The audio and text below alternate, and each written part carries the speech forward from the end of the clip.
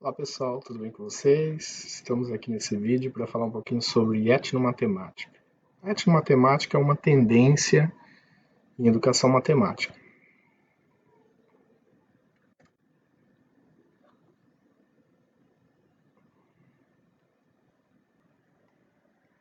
Como diz o Bertrand Ambrosio, a etnomatemática é apenas um tipo de matemática. Existem inúmeros tipos de matemática e uma delas é a matemática escolar. Então, por exemplo, a gente tem a matemática, por exemplo, praticada pelas costureiras, uma forma de pensar matemática. Por exemplo, nós temos a matemática, por exemplo, do carpinteiro. Então, tem vários tipos de segmentos sociais que usam conhecimentos matemáticos e esses conhecimentos matemáticos eles podem ser estudados, compreendidos por meio da etnomatemática. Deixa eu só colocar aqui.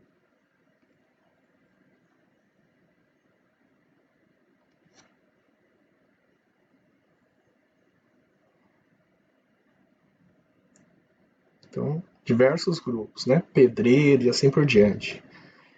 Então, esse é um dos objetivos de estudo da etnomatemática, estudar essas diferentes matemáticas, diferentes grupos sociais, Os índios, os quilombolas, os pedreiros, padeiros. Então, cada grupo social desse tem conhecimentos matemáticos que eles aplicam para realizar suas tarefas do dia a dia. Bom,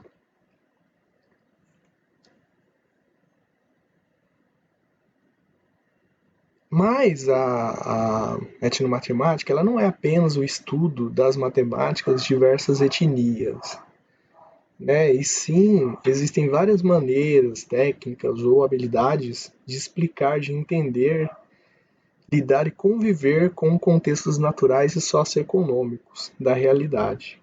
Então a gente tem essa questão às vezes, entender a etnomatemática somente como matemática de diversas etnias, mas é mais abrangente do que isso. Então, a gente estuda essas técnicas, habilidades, que são as chamadas ticas, de acordo com o Ambrosio, então, que seriam as técnicas, e também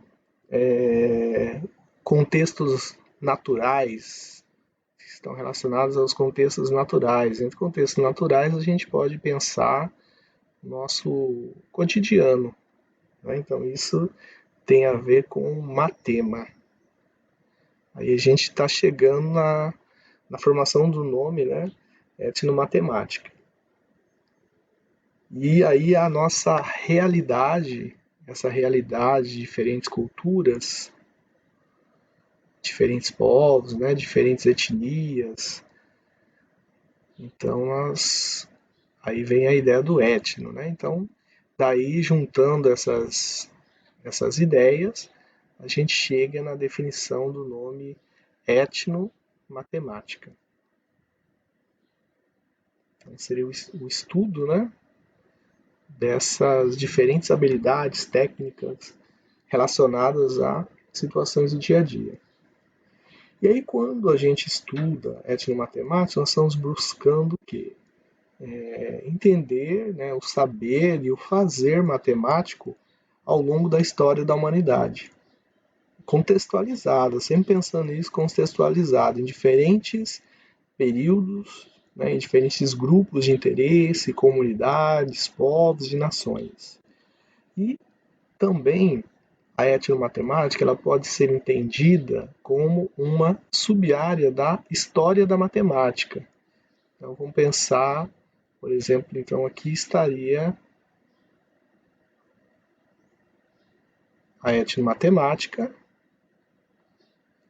e aqui fora nós teríamos a história da matemática. Então tem alguns autores que entendem desta forma, a etnomatemática sendo uma sub-área da história da matemática. Então, dentro da etnomatemática, a gente entende que uma matemática para cada área, cultura, por exemplo, cada período, né? Quando nós estávamos, por exemplo, nas grandes navegações, qual que era a matemática que era usada? Por exemplo, nas grandes navegações, a utilidade que se precisava naquele momento era um grande aprendizado sobre geometria, sobre ângulos, sobre trigonometria. Então, grande parte da matemática que foi desenvolvida nesse período era para atender às necessidades daquele momento histórico. Né? E assim como acontece nos dias de hoje, né? Quando a gente tem uma necessidade, muito conhecimento científico ele é desenvolvido para atender aquela necessidade. Apesar de que muita da matemática que é criada hoje, da matemática pura, ela não é para atender necessidades, às vezes, que a gente já sabe que existe. São ferramentas matemáticas que são desenvolvidas e um dia, em alguma área, alguém pode utilizar ou não. Né? E assim como essa utilidade da matemática moderna ela é limitada na nossa sociedade, a etnomatemática também, ela é limitada, ela só tem utilidade dentro daquela área onde ela foi criada, onde ela foi desenvolvida.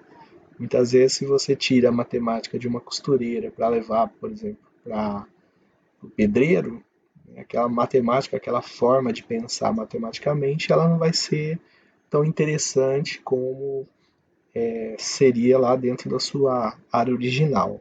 Então é um pouco difícil você levar algumas etnomatemáticas de uma área para outra, porque ela já tem raízes dentro daquele meio onde ela foi criada. Por exemplo, e ainda assim, alguns costumes eles acabam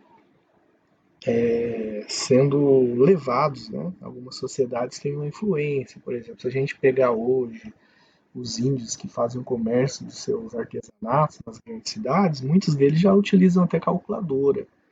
Então, a calculadora é uma coisa que vem de uma outra cultura, mas a cultura dos índios ela acabou incorporando isso para a matemática deles, né? Então isso acaba tendo alguma interferência aí quando diferentes culturas vão convivendo. Essas interferências podem ser positivas ou negativas, depende da situação. Né? Então isso é interessante.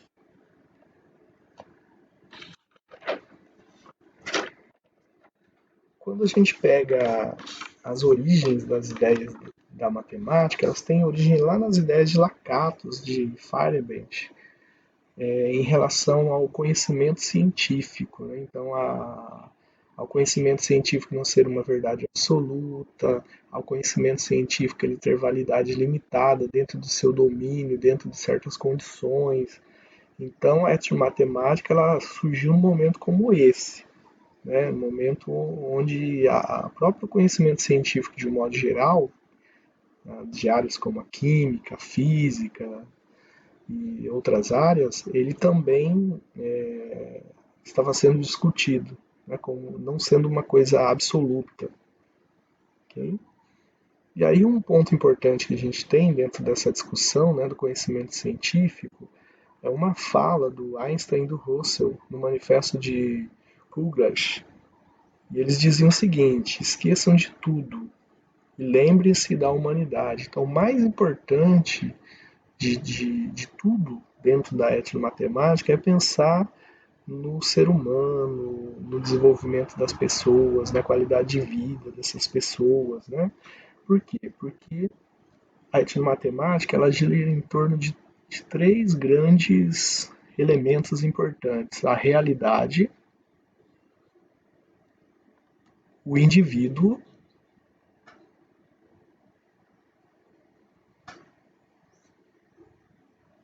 e a ação. Então a gente tem essa, essa relação, né? Então a realidade ela interage com, vamos chamar assim, interage com o indivíduo, esse indivíduo realiza algumas ações na realidade, essas ações elas têm algumas interferências na realidade e assim por diante. Então, e desse tripé aqui, a etnomatemática diz que é muito importante a gente olhar para as pessoas, para o indivíduo, né, para suas necessidades, ter um pensamento crítico, né? Usar a matemática para pensar criticamente em relação a esse indivíduo e a sociedade. Aqui temos um exemplo, né, de etnomatemática. Então, como que um vendedor ele vai dar um troco, uma venda?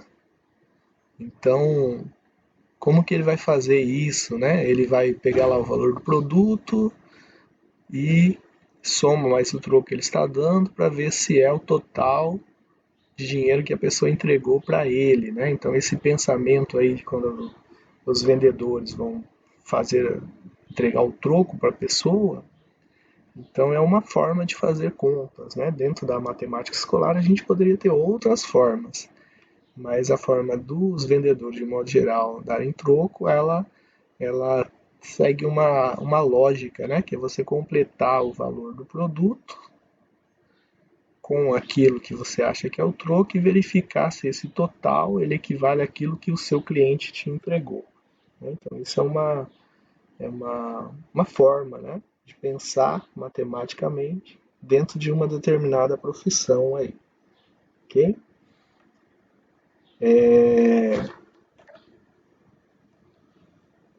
A questão da associação, né, de passado concreto por abstrato também é uma das características, né, da etnomatemática, né? Então é sempre fazer essa passagem, né, do abstrato para o concreto e trabalhar isso no concreto. Como que esse pensamento ele vai servir para, né, aquela situação concreta, para resolver aquela situação concreta. Então, por exemplo, o número de pães que eu vou vender. Então, isso seria uma coisa que a gente pode pensar assim, algo concreto, né? E como que eu vou relacionar essa quantidade de pães com o valor de cada pão, o troco que eu tenho que dar para o cliente, né? Então, essa relação, esse cuidado, né, da passagem do concreto para o abstrato é uma das características, né, metodológicas da etnomatemática. Como uma das primeiras, digamos assim, reconhecimento, né, da etnomatemática no dia a dia da sociedade, a gente pode citar uma ideia aqui do D'Ambrosio, que ele diz o seguinte, que o reconhecimento do ciclo menstrual associado com as fases da Lua e o registro disso, ele é uma das, parece ter sido uma das primeiras formas de etnomatemática. Então, esse registro, né, esse reconhecimento do ciclo menstrual com as fases da Lua. Então, uma das primeiras formas de etnomatemática, né? Muito importante para muitos povos aí, ok? Esse é mais um exemplo aí que a gente tem. Bom, a etnomatemática ela é importante por quê? Porque diferentes ambientes, né, eles têm diferentes etnomatemáticas, né? Ou seja, diferentes realidades precisam de diferentes matemáticas para poder resolver os seus problemas, né? E manter as raízes para que o indivíduo não fique apoiado em outro, dependa dele para ficar de pé. Então é uma das buscas da etnomatemática, né? Que as pessoas elas tenham conhecimentos, né? E elas consigam com as suas raízes, né, nos seus conhecimentos matemáticos, elas não sejam dependentes de pessoas que conhecem matemática e às vezes usam esse conhecimento de uma outra matemática para poder mantê-la dependente dele, né? Então essa questão das raízes aí, entre aspas, né, é importante para a etnomatemática. cultura, a valorização histórica da cultura, da história de um determinado grupo de indivíduos, né? Isso é muito importante. Então, nós vemos uma busca intensa de raciocínio qualitativo, né, o que é favorecido pela etnomatemática. Então, hoje, o raciocínio qualitativo ele tem sido cada vez mais importante dentro da nossa sociedade, né? Onde o raciocínio qualitativo, o que seria esse raciocínio qualitativo? Onde leva em consideração não apenas as quantidades, né? Mas leva em consideração também o, o caminho percorrido, por exemplo, para você obter algum resultado, que tipo de fatores podem ter envolvido nesse caminho para você chegar a um determinado resultado. Então, ele trabalha com muitas variáveis, né? Então, esse raciocínio qualitativo, ele também é bastante valorizado dentro da etnomatemática. Não importam os resultados, não importa o caminho percorrido para que você chegue a um determinado objetivo que você buscava. E aí, com isso, né, valoriza-se o fato de tratar a realidade com uma visão crítica. Então, não acreditar em tudo que a gente ouve, analisar, né, aquilo que a gente ouve, as fontes, os argumentos utilizados, buscar mais informações, né? Então, a etnomatemática também ela defende essas questões, né? De que a gente não apenas acredite na palavra de políticos, às vezes, que prometem um monte de coisa, que levantam N motivos para um determinado acontecimento, né? Então, a gente tem que investigar realmente essas falas aí se são pertinentes ou não, os argumentos utilizados, né, para que a gente possa ter uma análise mais crítica do nosso dia a dia. E aí, como características da etnomatemática, a gente tem que não se pode falar com precisão de culturas. Né? A gente não pode falar com uma precisão de uma cultura que não é a nossa, que a gente não tem um grande conhecimento. Né? E então a gente tem que respeitar as particularidades de determinadas culturas antes de fazer uma análise de uma outra cultura, uma visão nossa que temos a influência de uma cultura que não é aquela que a gente está analisando. E dentro disso, né, nas questões culturais, em geral a gente tem uma cultura que é chamada de dominador, né? E essa cultura aí que é dominadora, o objetivo dela é manter o outro indivíduo, né, o grupo ou outra cultura como dominada, inferiorizada. Né? Então, a etnomatemática ela vem defender esses pequenos grupos, né, esses grupos inferiorizados que, que são dominados por uma cultura dominante. Né? E aí, nós temos que o indivíduo ele passa alguns anos adquirindo as suas raízes, né? Aí quando ele chega à escola, normalmente existe um processo de aprimoramento, transformação e substituição dessas raízes, né? E é semelhante a como se fosse uma conversão religiosa. Então, nesse processo, né, a escola, ela traz uma linguagem culta, que às vezes ele não tinha no seu dia a dia, né? Ela poderia favorecer o quê? A criatividade, né, a passagem daquilo que se conhece para algo novo. Então, isso seriam pontos importantes da escola. E não simplesmente falar que o novo é o correto e o antigo não tem valor. Né? Com isso, a gente evitaria alguns resultados negativos que se manifestam pelo poder, né, pela eliminação. Né? Então, a gente teria essas questões aí que poderiam ser evitadas.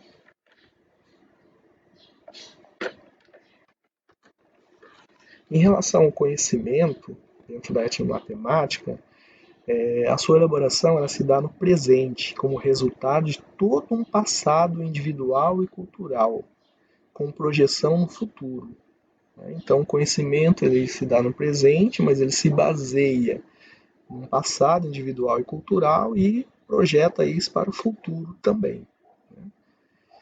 As dimensões para aquisição de conhecimento sensorial, intuitivo, emocional e racional, elas têm origem nas raízes, nos conhecimentos passados, que vão nos dar ferramentas, meios, né, para que a gente possa adquirir, construir esses conhecimentos e projetar isso para o futuro. A ação, ela gera conhecimento, então isso é uma coisa que é bastante defendida, né, dentro da etnomatemática. Então a importância da ação que gera conhecimento. Então, dentro dessa relação ação e conhecimento, né, a gente vai criando cada vez mais novos conhecimentos, né? E isso seria o que? A capacidade de explicar, lidar, manejar, entender a realidade, né? E essa realidade, como nós já dissemos, seria um matema. Né? E esse conhecimento ele é gerado pela necessidade de uma resposta a problemas e situações distintas. Então, cada situação que a gente tem distinta, né? Esse conhecimento ele vai ser gerado, né, a partir daquela situação que nós temos distintas. Né? Então isso é bastante importante. E ele está subordinado a um contexto natural, social e cultural. Né? Então esse conhecimento ele não surge independentemente da região onde ele foi construído. Né? Ele tem interferências da natureza local, da sociedade como ela é organizada, da cultura, da história cultural daquela região, né? Okay? E aí nós dissemos então que esse conhecimento ele se baseia assim, em artefatos e mentefatos.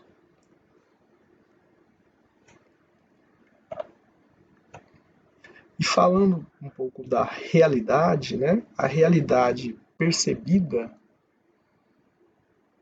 muitas vezes, ela é diferente daquela realidade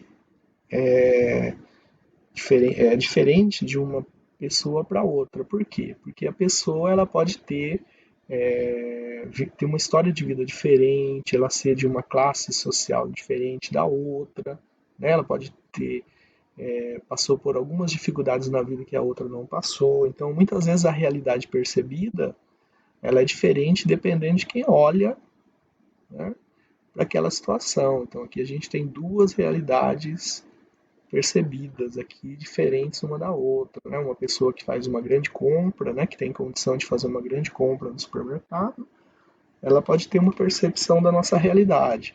Outra pessoa que está sem emprego, não tem casa, e ela tem que coletar sua comida, às vezes, no lixo, né? Então ela tem uma outra percepção dessa realidade. Né? Então essas diferenças, elas levam à construção de conhecimentos diferentes, né, e muitas vezes conflitantes. E trabalhar com essas diferenças dentro da escola, né, é um papel da matemática, né, que é um caminho para a gente fazer isso seria a etnomatemática. Aqui nós temos duas referências importantes sobre a etnomatemática.